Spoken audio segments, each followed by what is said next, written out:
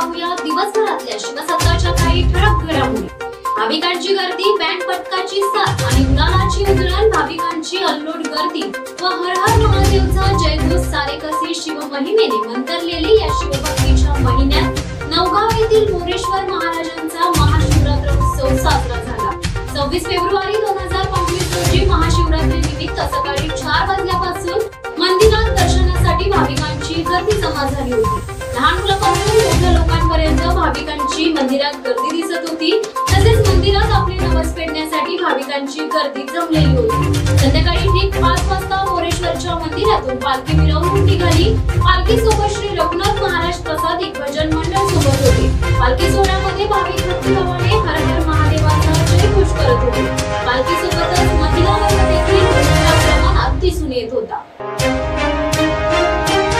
रायगड जिल्ह्यातील खालापूर तालुक्यात तुपगाव येथे धानेश्वर हे प्राचीन मंदिर आहे। मंदिराचे बांधकाम सन 1664 साली करण्यात आलेले आहे।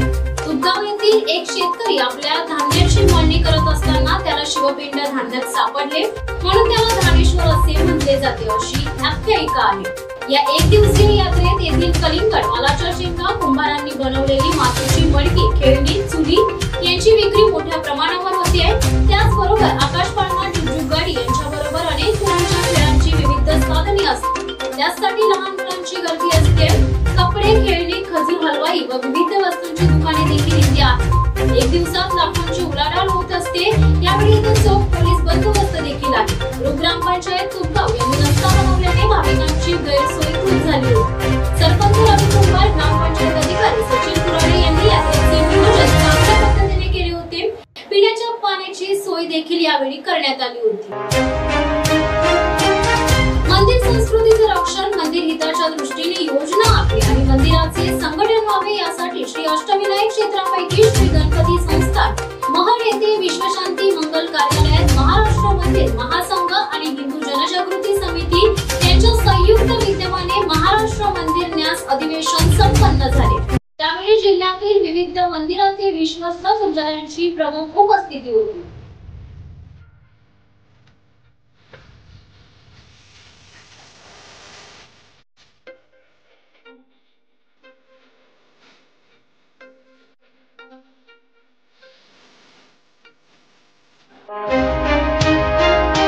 पुण्यातील स्वारगेट एसटी स्थानकावर पहाटे 5:30 वाजता शिवशाही बसमध्ये एका तरुणीवर अत्याचार झाल्याची धक्कादायक घटना घडली आहे।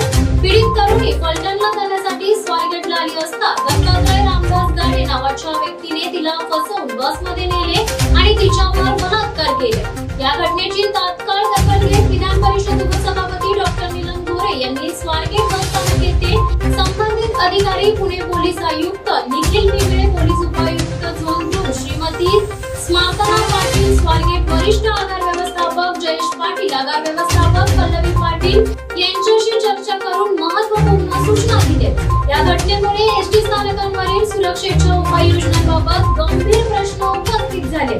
भविष्यात अशा घटना टाळण्यासाठी आणि सुरक्षित व बस स्थानके निर्भय करण्यासाठी कठोर पावले उचलण्यात येतील असेही त्यांनी यावेळी सांगितले। कर्जत तालुक्यात महाशिवरात्री निमित्त तालुक्यातील शिवभक्तांमध्ये प्रचंड उत्साह दिसून आलाय। तालुक्यात नेरळ, पोशीर, मानिवली, विरदोले, कोल्हारे, कमनाथ, वैजनाथ, कर्जत अशा अनेक ठिकाणी मोठ्या उत्साहात महाशिवरात्री साजरी करण्यात आली। या प्रसंगी मोठ्या प्रमाणात धार्मिक कार्यक्रमाचे आयोजन करण्यात आले होते, तर काही शिवमंदिरांच्या ठिकाणी जत्रेचे स्वरूप प्राप्त झाल्याचे चित्र पाहावयास मिळत होते। दरम्यान मानिवली, शेलू, पोशीर, धामोते येथील दणेश्वरी मंदिर, नेरळ निर्माण नगरी येथील शिव मंदिर, मोहाचीवाडी, बडवळ, बेकरे, वाशाने, कळंब, कोही, कांडस, देवपाडा, वंजारपाडा, बुडवण आदी ठिकाणी असलेल्या शिव मंदिरात सर्वत्र हजारो भक्तांनी गर्दी करून दर्शन घेतले। नवी मुंबई महापालिकेच्या मनसोली येथील इयत्ता 8वी मध्ये शिकणाऱ्या 14 वर्षीय विद्यार्थ्याचा हृदयविकाराच्या तीव्र झटक्याने मृत्यू झालाय। इयत्ता 6वी ते 8वीच्या विद्यार्थ्यांची शालेय सहल खालापूर येथील इमॅजिका थीम पार्क येथे आली होती। सहली दरम्यान आयुष्याला अस्वस्थ वाटू लागले, त्यामुळे तो थीम पार्क येथील बाकड्यावर बसला होता। तिथेच अचानक तो जमिनीवर कोसळले। थीम पार्क मधील कर्मचारी आणि शाळेतील शिक्षकांनी त्याला तात्काळ प्राथमिक उपचार केंद्रात दाखल केले। तिथून त्याला खोपोली येथील पार्वती रुग्णालयात आणले गेले, मात्र डॉक्टरांनी त्याला तपासून मृत घोषित केले. या प्रकरणी खालापूर पोलीस ठाण्यात आकस्मिक मृत्यूची नोंद करण्यात आली आहे. भाजप आमदार महेश बालदी यांच्या दुर्लक्षपणामुळे मागील 6.5 वर्षापासून लटकलेली उरणची आमसभा अखेर 28 फेब्रुवारी रोजी बोलावण्यात आली आहे. या आमसभेत उरणकरांचे अनेक वर्षांपासूनचे रखडलेले विविध प्रश्न व समस्यांवर विरोधक आक्रमक भूमिका घेण्याची शक्यता आहे. त्यामुळे उरणची आमसभा वादळी ठरण्याची चिन्हे आहेत. आमसभेत जनतेने मांडलेले प्रश्न जाणून घेऊन त्यावर संबंधित विभागाच्या अधिकाऱ्यांशी चर्चा करून ते सोडवण्यासाठी व्यासपीठावरून प्रयत्न करण्याची नागरिकांची लोकप्रतिनिधींकडून अपेक्षा असते. मात्र उरण मतदारसंघातील आमदार महेश बालदी यांनी एकही आमसभा घेतली नाही.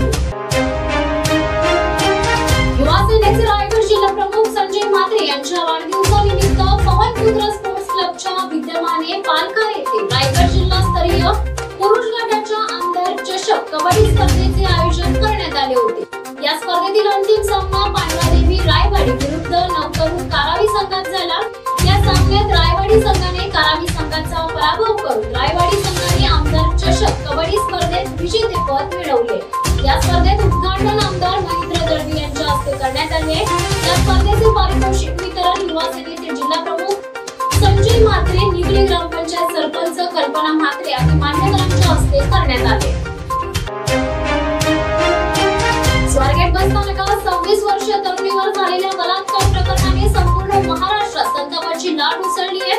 या घटनेच्या पार्श्वभूमीवर गृहराज्यमंत्री आणि शिवसेना नेते योगेश कदम यांनी घटनास्थळी भेट देऊन परिस्थितीचा आढावा घेतलाय. मात्र यावेळी भूमाता ब्रिगेडच्या अध्यक्ष तृप्ती देसाई यांनी त्यांच्या गाडीला घेराव घालण्याचा प्रयत्न केलाय. पोलिसांनी तात्काळ कारवाई करत देसाई यांना ताब्यात घेतले आणि पोलीस व्हॅन मध्ये बसवले. यानंतर देसाई अधिकच आक्रमक झाले आणि सरकारवर जोरदार हल्लाबोल केला.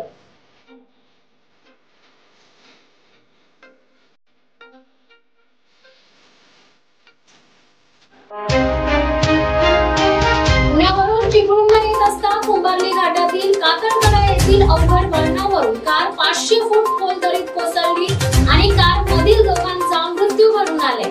वास्तविक हा अपघात 2 दिवसांपूर्वी रात्री घडला. मात्र मोबाईल लोकेशनमुळे मंगळवारी ही घटना उघडकीस आली. या अपघातात विश्वजित जगदीश खेडेकर व त्यांच्या मातोश्री सुरेखा जगदीश खेडेकर ही कार मधील दोघे मृत्युमुखी पडले. मात्र विश्वजित खेडेकर यांच्या समवेत असलेली त्यांची पत्नी वाटेत आपल्या मांडीत साताऱ्यात उतरल्याने वाचली. तिच्या मोबाईल नेटवर्कवरून पोलिसांना अपघाताची माहिती कळून आली.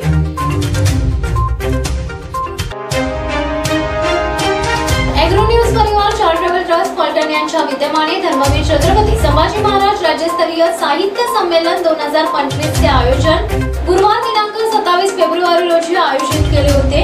या निमित्त नाट्य विभागात देव गेला दिगंतरा या नाटकाला राज्यस्तरीय उत्कृष्ट साहित्य सेवा पुरस्कार प्राप्त झालाय. हा पुरस्कार नाट्य विभागातील हरीश पाटील गुरुजी यांना प्रदान करण्यात आलाय.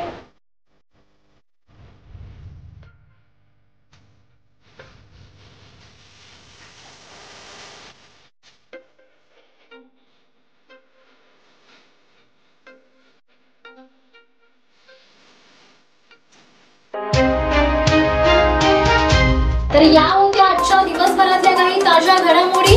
अशाच ताज्या घडामोडी पाहण्यासाठी शिवसत्ता टाइम्सला सबस्क्राइब करा. तुमचाच धन्यवाद. दे धडक बेधडक वृत्त देणाऱ्या आपल्या शिवसत्ता टाइम्स न्यूज चॅनलला लाल बटन दाबून सबस्क्राइब करा आणि बेल आयकॉनला क्लिक करायला विसरू नका.